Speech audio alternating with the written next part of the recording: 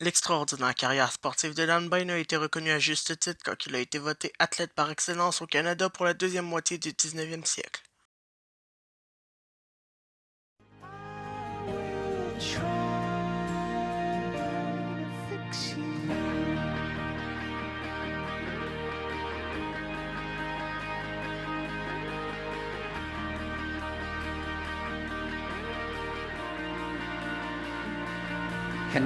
Congratulations, Guy Carbonneau. Vaclav Natomansky.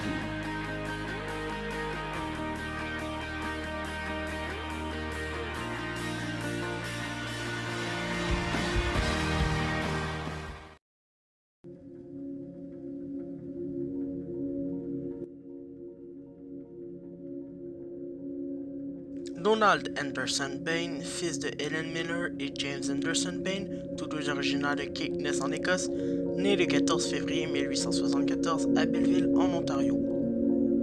Il est le sixième enfant d'une famille de 7. Il était seulement âgé de 6 ans lorsque sa famille déménagea à Winnipeg, au Manitoba.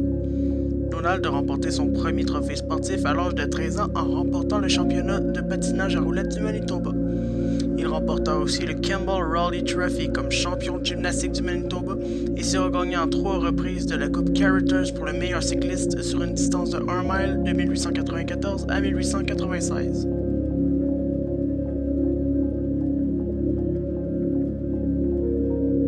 En 1895, Bain voit une annonce dans le journal de la ville de Winnipeg. Cette annonce était écrite par l'équipe d'hockey de la ville, les Victorias de Winnipeg. L'équipe était à la recherche de nouveaux joueurs. Donald tente sa chance et malgré qu'il joue avec un bâton cassé réparé à l'aide d'un fil, il est accepté dans l'équipe après seulement 5 minutes de jeu. La saison suivante, son équipe défie les Victorias de Montréal, à cette époque champion en titre de la Coupe Stanley.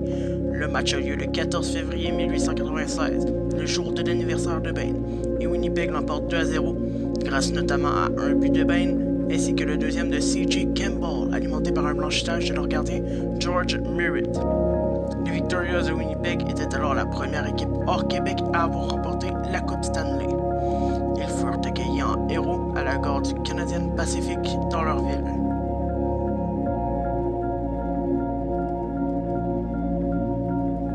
En décembre 1896, Montréal tente de récupérer la Coupe Stanley d'entre les mains de Winnipeg. Malgré un doublé de Bain, Montréal l'emporte 4-2. Les deux équipes s'affronteront une troisième fois en février 1899. La Coupe se jouera cette fois au meilleur de 2 matchs au nombre des buts inscrits. Les 2 matchs se déroulèrent à l'Arena de Montréal. À la fin du premier match, c'est 2-1 pour Montréal. Le deuxième match, quant à lui, est sujet à controverse. Dan Bain ne jouait pas ce match à cause d'une blessure à l'œil lors du match précédent.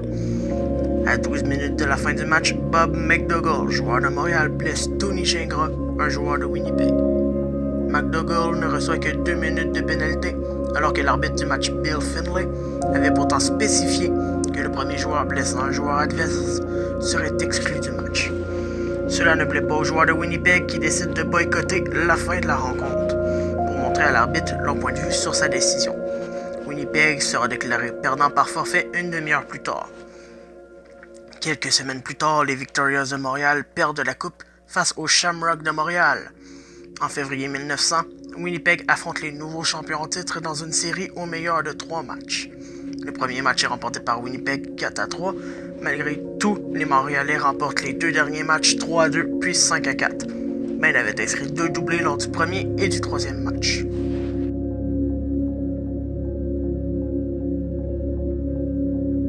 Fin janvier 1901, c'est la revanche entre les Victorias et les Shamrocks. Une fois de plus, la série se jouera en 3 matchs. Bain portait un masque puisqu'il avait le nez cassé. Ce masque lui vaudra le surnom de Masked Man ou l'homme masqué. Le premier match est remporté par Winnipeg 4-3 avec un but de Bain et le but vainqueur de Burke Wood. À la fin du temps réglementaire du deuxième match, c'est toujours 1-1. Le but de Winnipeg était alors évidemment inscrit par Bain. L'égalité à la fin du match force une prolongation. Et après 4 minutes de prolongation, l'homme masqué donne sa deuxième Coupe Stanley à son équipe avec le premier but marqué en prolongation lors des séries éliminatoires dans l'histoire de la Coupe Stanley. En mars 1902, après que son équipe ait perdu la Coupe, Bain met fin à sa carrière.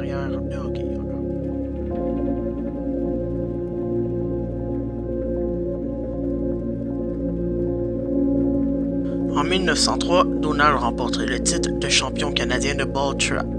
Il a aussi remporté tout au long de sa vie plus de 12 championnats de patinage artistique, que ce soit en solo, duo ou quatuor. Il est aussi connu pour des titres en raquette à neige, en golf, en patinage de vitesse et en cross. En 1930, Bain remporte le dernier titre de sa carrière sportive en patinage artistique à 56 ans. Il participe tout de même à des galas de patinage jusqu'à 70 ans.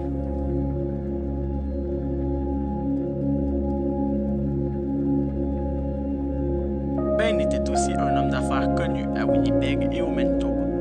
Il tenait une chaîne d'épicerie nommée Donald H. Bain Limited. En 1917, il achète des parts du Portage Country Club.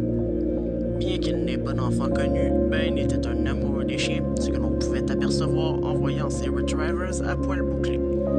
Il est mort le 15 août 1962 à 88 ans.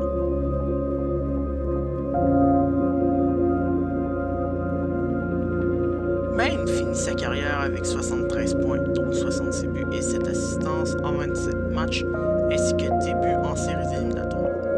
Membre du Panthéon des sports du Canada, du Temple de la renommée du hockey du Manitoba, du Temple de la renommée des sports du Manitoba et athlète par excellence du Canada pour la deuxième moitié du 19e siècle.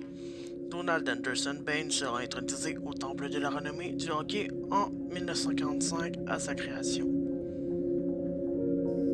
Et voilà, mesdames et messieurs, c'est déjà la fin du premier épisode d'Au cœur du temple. Si cette vidéo vous a plu, n'hésitez pas à mettre un pouce bleu, vous abonner, aller commenter la vidéo. Et si vous voulez, vous pouvez aussi la partager à vos amis afin qu'ils puissent voir mon contenu. Moi, je vous dis au revoir et à la prochaine.